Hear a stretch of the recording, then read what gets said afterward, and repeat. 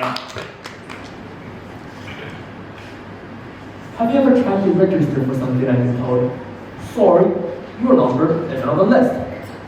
Well, I went to the Guangzhou Maritime Embassy for a new visa a few days ago, and that's what I saw happening to a couple waiting in line. But now, imagine that to move to a nearby city, you have to apply for a visa, for school, or for escaping from school, or for visiting a family member, for whatever.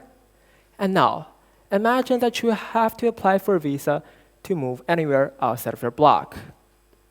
For work, for Walmart, for TOEFL, for chasing ISO speed, for anything and everything.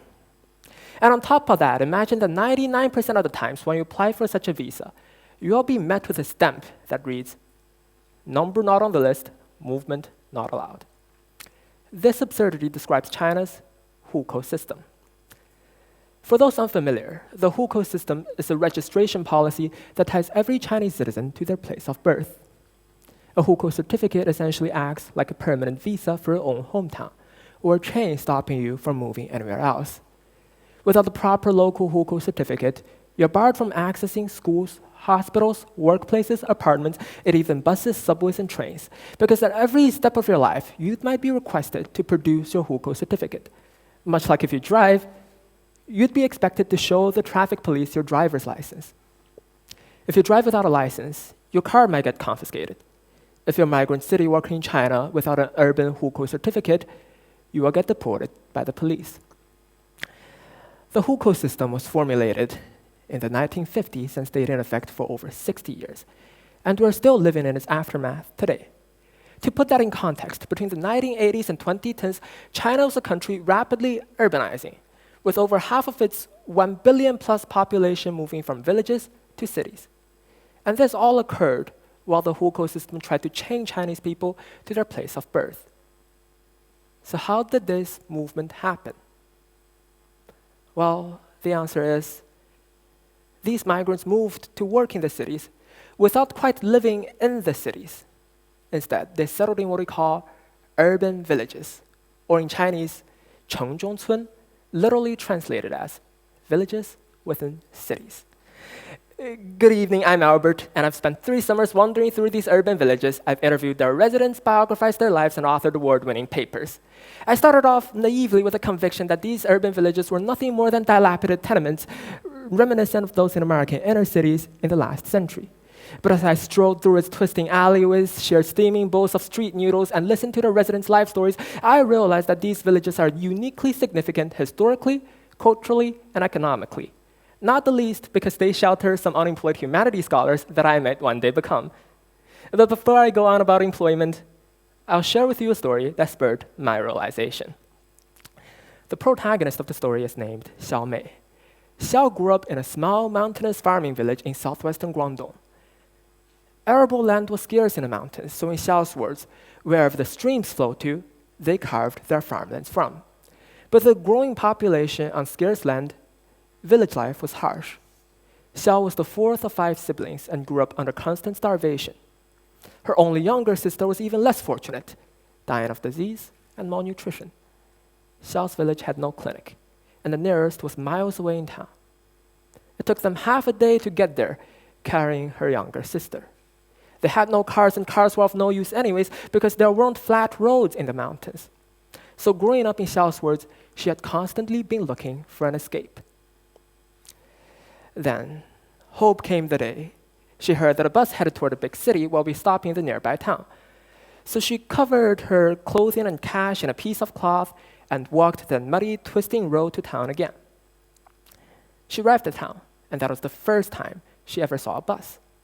There was a man selling tickets in front of the bus, and she had just enough cash.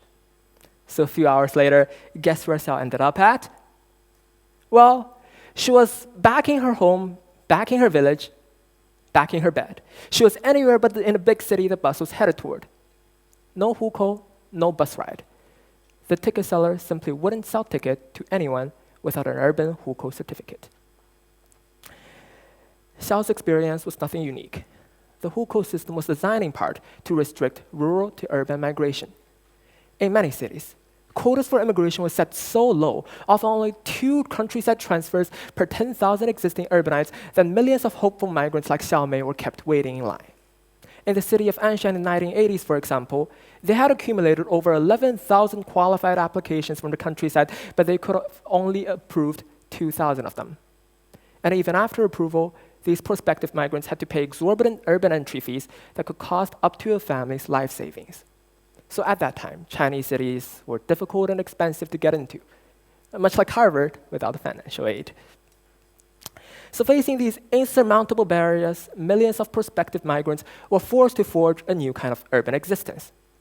As urbanization continued, China's sprawling cities expanded and surrounded some of the once outlying small villages on its periphery. The municipalities bought the village's farmland to build factories and gleaming skyscrapers, and transformed these regions into urban areas under Hukou mapping. But they did not buy the villagers' houses or the land on which they built their houses, so that part remained effectively the countryside under Hukou categorization. So now you've got all these farmers who lost their farmlands but aren't recognized as urban and so cannot work in urban factories because of Hukou regulations. So to make a living, these landless farmers started growing buildings instead of growing crops, demolishing their scattered low-density buildings to erect taller, crowded apartments for rental, thus creating urban villages. Imagine narrow, twisting, dim alleyways lined with clusters of handshake buildings, so named because the buildings were built so densely together that neighbors could literally shake hands through adjacent windows. Imagine walls dripping with mold and moisture, and on top of them, water pipes crisscrossing the sky like a tangled web.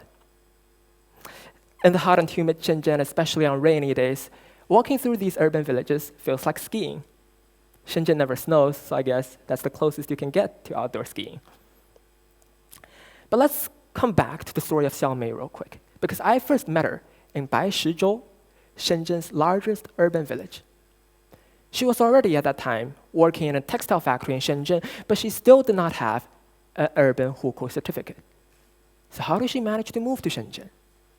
Well, she settled in its urban villages, which was still characterized as rural land and maintained its rural communal administrative structure under the Hukou categorization. Xiao did not need an urban Hukou certificate to live in a village, be it her hometown or a village within a city. And in this way, urban villages are much more than merely makeshift housing. They housed the great majority of China's migrant workforce and occupy 50 to 80% of land in China's biggest cities today. Think about it. The clothes you wear might have been stitched in a tiny workshop tucked away in one of these narrow alleys, and the food you order on Uber or Meituan might have been delivered by someone who calls one of these rooms home. And even on a broader scale, take Beijing's Zhejiangcun, for example. It's both a huge urban village and an ethnic enclave of Zhejiang migrants in Beijing. Its large pool of migrant labor supported a flourishing textile export powerhouse that outcompeted state-owned textile companies in the 1980s and 90s. This entrepreneurship was possible because urban villages retained its communal governance structure free from municipal regulations. And in this way, like Zhejiangcun, many urban villages in China have become incubators for informal economies where landless farmers and migrant workers reinvent their lives, building small businesses, street markets, and creative enterprises that thrive in spite of, or perhaps because of, this unregulated environment. Zhejiangcun, however, had been shrinking in size ever since the late 1990s, losing ground to urban renewal projects and a stigma for being a ghetto. And the same is true for most of urban villages in China today.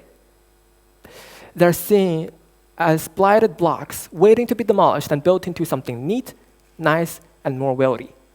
But in pursuing this sanitized version of modernity, we risk displacing millions of residents and erasing the living history of our cities. Urban villages is probably something more salient to its residents than to you. But with my speech, I challenge you to reimagine what progress really means. If you could, engage directly with these communities and listen to stories like Xiao Mei's. And stop being a familiar stranger to our city, totally see but never quite understood every day. Urban villages taught me that progress isn't measured by glass towers or digital facades, but by the depth of human experience, the ability to transform adversity into opportunity. Next time you see an urban village, I hope you all remember this speech and its history. And next time you apply for a document or visa, remember to make sure that your number is on the list. Thank you.